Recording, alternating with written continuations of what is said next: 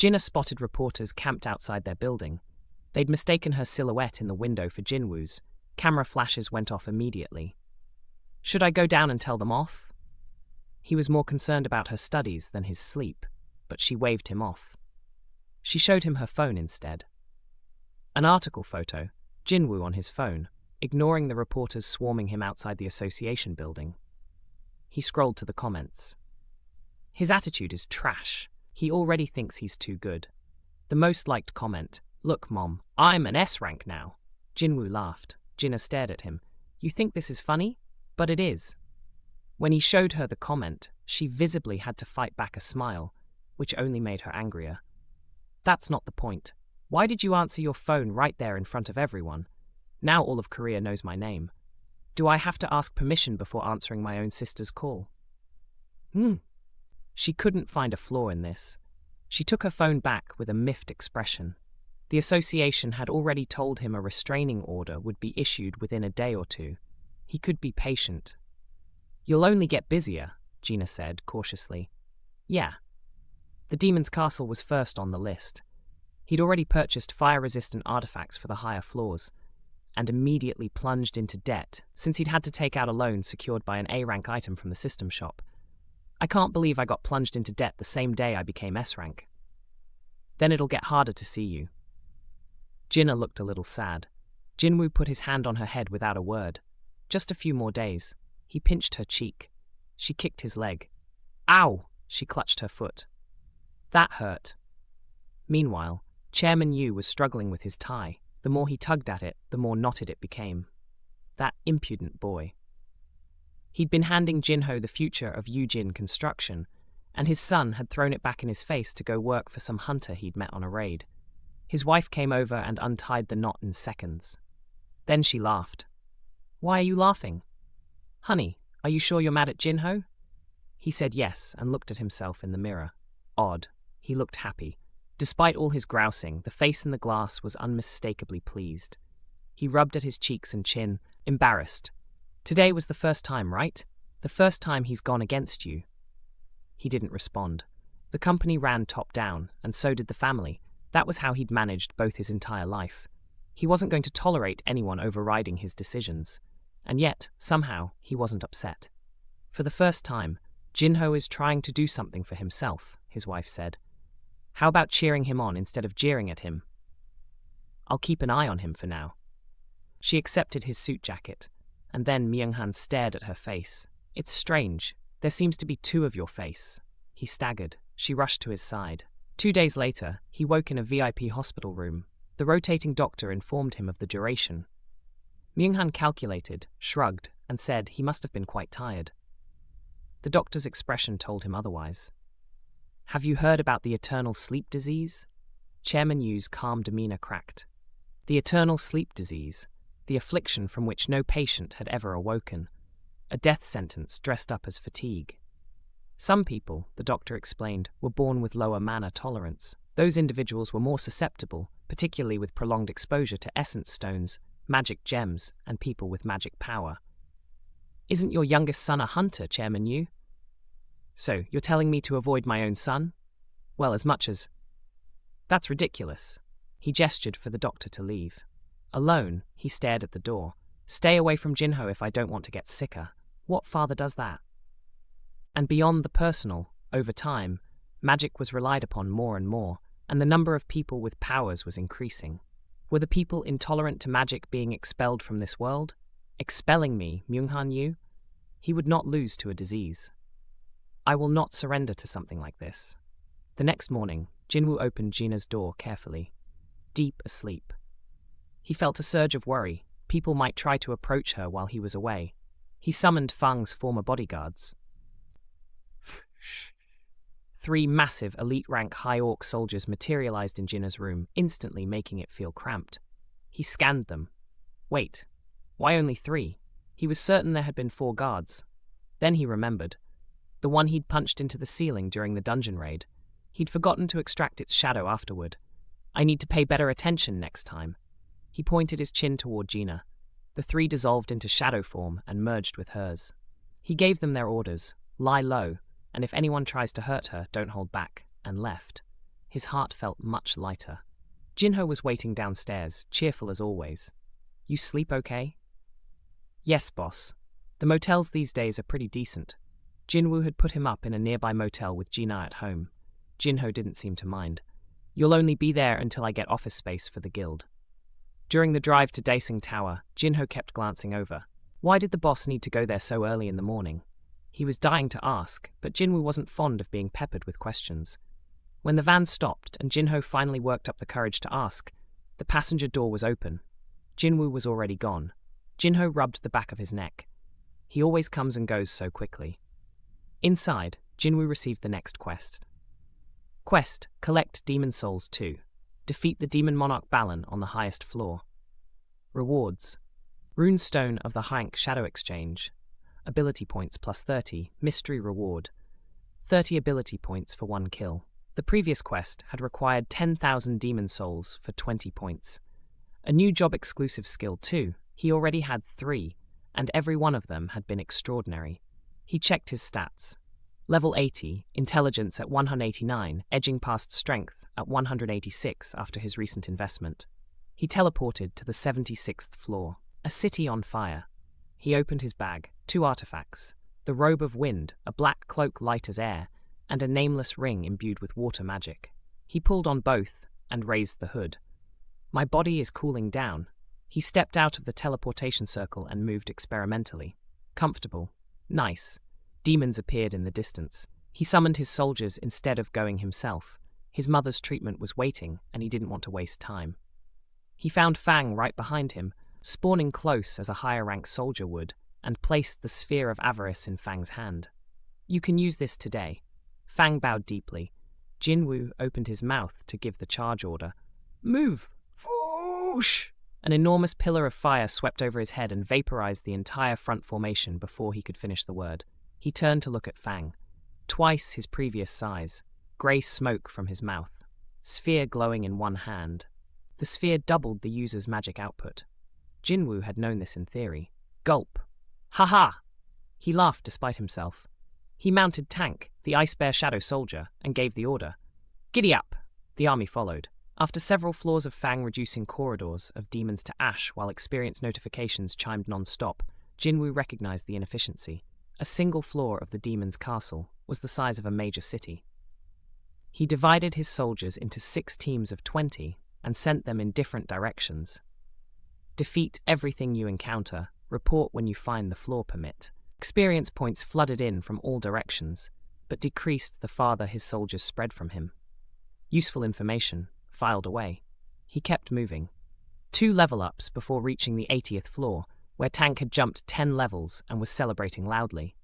The 80th floor proved harder. The leaderless teams kept being wiped. The ones led by Fang, Igris, Iron, and Tank were fine, but 2 groups without designated leaders were repeatedly destroyed. Demons smart enough to identify and target the weakest links. Jin-Woo materialized near Tank's group under stealth. After a wait, 4 figures appeared on horseback, a demon noble and 3 knights in armor. He'd never seen armed, mounted demons before. Their titles floated in black letters above their heads. Tank charged first. He reared up and swung a forepaw. The demon noble jumped over it in midair, spun, and drove a spear into Tank's chest. Watermelon-sized hole. Clean, graceful technique. The knights dismantled the rest methodically. "I've had enough." He recalled the soldiers, dropped stealth, and appeared in their midst. 3 knights, 3 moves, under a second. 3,000 experience points each. The demon noble leveled her spear at him. Her hand was trembling. A monster that could feel fear and knew it. She was fast, attacking continuously, even in midair, each thrust aimed at a vital point, as fluid as water. He blocked with Barker's dagger and bisected her spear at the handle on the 3rd attack. She froze when she saw her weapon cut in 2. He grabbed her helmet and pulled it off. "Surrender! I surrender!" A woman. She dropped to her knees, forehead to the ground. "I'm sorry. Please spare my life." A monster, begging for its life. It wasn't a question of whether or not to let her go. It was a question of what was worth more than the experience and drops from killing her. An entry permit. Her head shot up. He asked if she could get one. She went pale, pressed her forehead to the ground, and after a moment admitted her family guarded one. He grabbed her chin and made her meet his eyes. Murderous intent. Can I trust you? I speak the truth. He'd made a vow when he first received his powers. Honor the principle of equivalent exchange. Monster or not, if she kept her word, so would he. If you hand over the permits, I'll leave in peace. She exhaled with relief.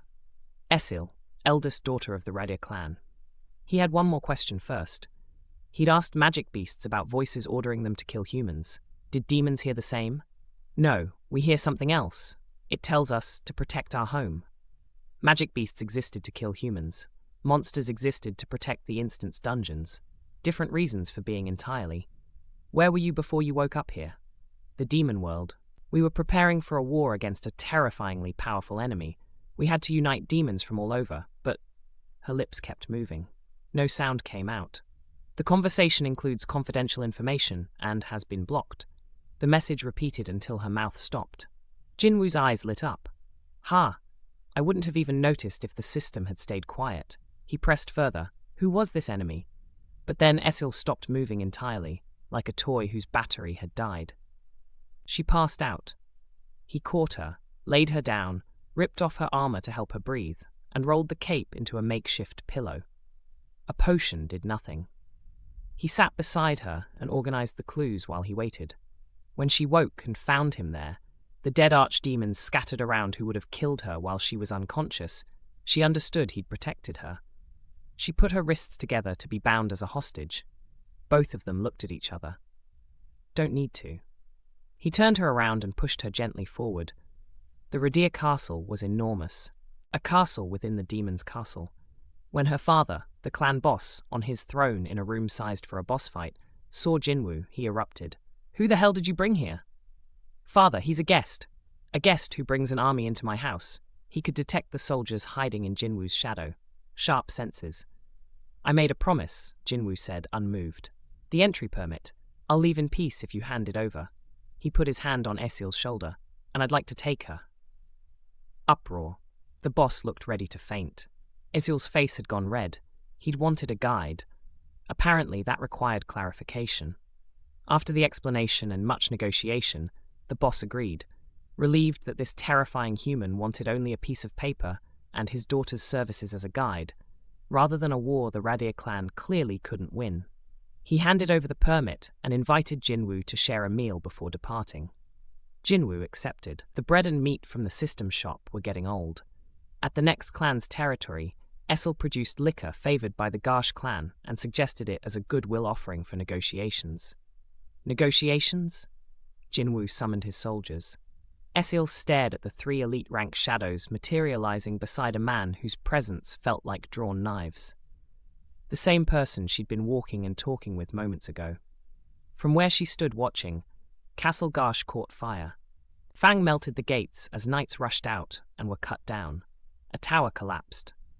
If father hadn't surrendered so easily, she wiped sweat from her chin, grateful.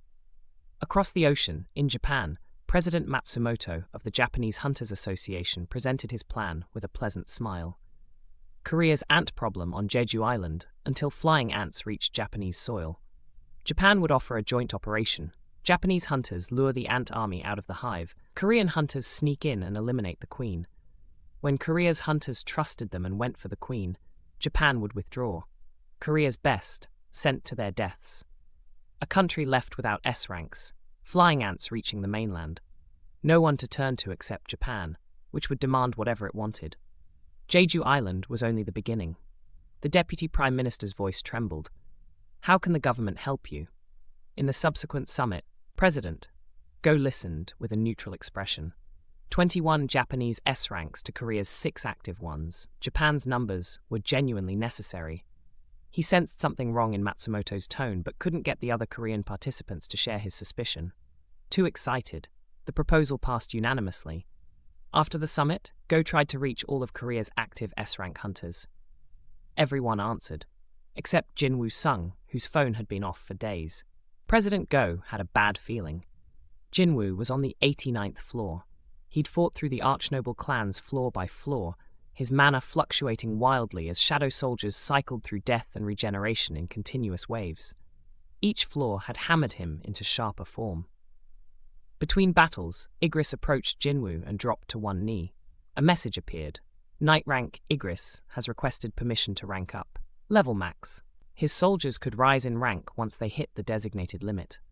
For handling multiple promotions cleanly, he'd want a command word. Permission granted. Black hands erupted from the shadow beneath Igris's feet with screams of agony, grabbed at him from every direction, transformed into black smoke, and were absorbed. When the smoke cleared, Igris's aura was completely different. Igris has been promoted from Knight rank to Elite Knight rank. He now matched Fang, who had been an A-rank dungeon boss. The assumption from the beginning had been right. His soldiers could grow stronger alongside him. Then, Tank came charging over with a dead demon in his mouth and dropped to his stomach in front of Jin-Woo. Aru, also at level max, also requesting promotion. Jin-Woo approved it, and for the first time, a new notification appeared. You may bestow names upon shadow soldiers of Knight rank or higher. Tank had only ever been a nickname. Now it was official. Tank. The bear rose on his hind legs, as tall as a house, and roared at the sky. Jin-Woo grinned. He recalled the soldiers. Iron's shoulders drooped as he faded into shadow, the only one among the old guard who hadn't ranked up. At the 89th, Esil, increasingly worried about the demon families, suggested negotiating with the archnobles rather than fighting. If I were weaker than you, would you have even talked to me? She went quiet. It is what it is. He did tell her one thing. I'll make the Radir Clan the #1 family. Our family name is actually Radir. Esil kept the correction to herself. At the 90th floor and beyond, they were on another level. The strong devoured the weak. This was true in every world, and Jin-Woo had no intention of pretending otherwise. He needed the permits and the experience points equally. By the 97th floor, steam rose from his body from the heat of his fighting. He had the permit for the 100th floor. Esil came out from hiding. Are other humans as powerful as you? Maybe 2 of them. Gun-He-Go and Hein-Cha. He'd put Hein several levels above Jongin, despite the guild rankings. You can go back now. What? I'll find my own way from here. The archnoble demons were strong enough to detect on their own. She'd guided him well, but her role was done. Then I'm useless to you now? Jin-Woo stepped in front of her. Her eyes went wide. Is this the end for me too? Her heartbeat was audible as he slowly raised his hand toward her. He placed it on her shoulder. She cracked her eyes open when nothing happened. He smiled right then, as if he'd been waiting for her to look. You did a good job. Thank you. She hesitated, then called out before he could activate the circle. Why did you show our family mercy? He turned his head. She was looking at his feet, afraid to meet his eyes after watching him level castle after castle. Because I like you. She'd surrendered when it was the right call. She'd cut a deal instead of dying uselessly. She'd given him information and kept her word. What more could he ask of a monster? What? Esil went red from the neck up and stood frozen in place, fingers fidgeting. He strode to the teleportation circle. She started to call out after him, but he'd already selected his destination. 97th floor. 97, 98, 99. The permit for the 100th floor. He checked his level, 93. He bought potions and extra bandages from the system shop, wrapped the bandages around his hands while gripping both daggers, and warmed up. Whoosh, shf, faster, faster still. He blurred into afterimages before stopping cleanly. Timp. Ready. Floor view changed, the view changed. No fire, unlike every floor below. Ash drifted down from the sky like snow. He extended his hand. It didn't melt. It wasn't snow. Ping. Balan the Demon Monarch has detected an intruder, a black dot in the distant sky, growing larger. When it landed, a wyvern with massive wings, and atop it a blue-faced demon in regal armor. Balan the Demon Wyvern. A wyvern. Based on its name, it wasn't a demon, which meant possibly, I want it. He hadn't felt this way about a potential shadow soldier since Barker, leader of the Ice Slayers, a shadow that could fly. He'd get it no matter what. Balan raised his hand toward the sky. Balan the Demon Monarch has used skill Army of Hell. Over 1,000 demons materialized. The ground trembled. Jin-Woo spread his shadow. My shadows. Assemble. His army erupted from the ground. Iron and Tank crashed into the demon formation at full speed, bowling over dozens. The shadow soldiers flooded in behind them. Igris, newly elite knight rank, leaped over Iron's head, landed cleanly, and began cutting through demons with a sword in each hand. Then Fang. Whoo! He breathed in. His chest expanded. Jin-Woo recalled the soldiers in Fang's path so the mage could go all out. Whoosh! Fire swept across the demon lines. Those caught in it didn't have time to scream. 100 shadow soldiers were overwhelming over 1,000 enemies. Then Balan moved. He opened his mouth wide. Blue sparks crackled inside. Grah! Blue lightning bathed the battlefield. Shadow soldiers dropped where they stood, fried, stunned. That isn't ordinary lightning. The storm swept toward Jin-Woo too. Crack! The irregular status condition has been removed by buff, immunity. The stun vanished instantly. The robe of wind absorbed the damage. He ran toward Balan. Grah! Blue sparks flew directly at him. He kept running. Balan stared as Jin-Woo took direct hit after direct hit without stopping. They collided. Balan drew his sword. Jin-Woo struck it with Barker's dagger. Clang! Both of them tumbled and rose at the same time. A moment of stillness. Then they both charged with everything they had. Balan's lightning came in waves. Jin-Woo moved through it, the robe protecting him. But something was wrong. Is it getting hotter? The edge of the robe was on fire. He pulled it off and threw it aside. I guess that was the robe's limit. From here, purely him. Balan amplified his flames immediately. Jin-Woo heightened his senses as far as they would go. Time slowed. He moved through the blue streaks by a hair's breadth each, heart beating steadily. But dump! But dump! Memories of every floor played as he closed the distance. Every fight, every level, every obstacle. And the realization, thank you, thankful for having been given strength equal to this moment. Every flaw had been preparation. He blocked Balan's downward sword with Barker's dagger in his right hand, and drove Night Killer into Balan's shoulder with his left.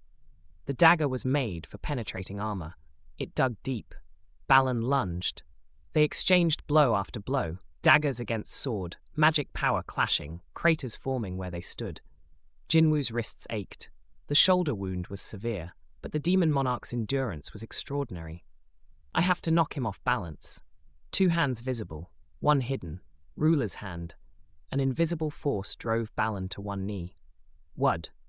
Before the monster understood what had happened, Jin-Woo had punched him in the face. Wham! Balan tumbled 10 meters, couldn't rise. Jin-Woo stood over him. Balan opened his mouth. Guk! Jin-Woo shoved his right fist into the monster's mouth and blocked the lightning. Then he raised his left fist. Wham! Wham! Wham! Strength over 200. Each strike chipped steadily at the boss's health. Finally, he concentrated everything into his raised right hand. Whoom! The muscles in his shoulder and arm bulged. The air around his fist went silent and heavy. In that pocket of stillness, he looked down. Thank you for everything. There was no answer. The Demon Monarch glared with hatred. I guess you'll never understand. That was all right. He'd said what he needed to say. Wud! You have defeated Balan the Demon Monarch. You have acquired Balan's soul. You have completed quest, collect demon souls too. You have leveled up. You have leveled up. You have leveled up. You have leveled up. 4 levels at once. Jin-Woo closed his eyes for a moment and breathed. The demon's castle was clear.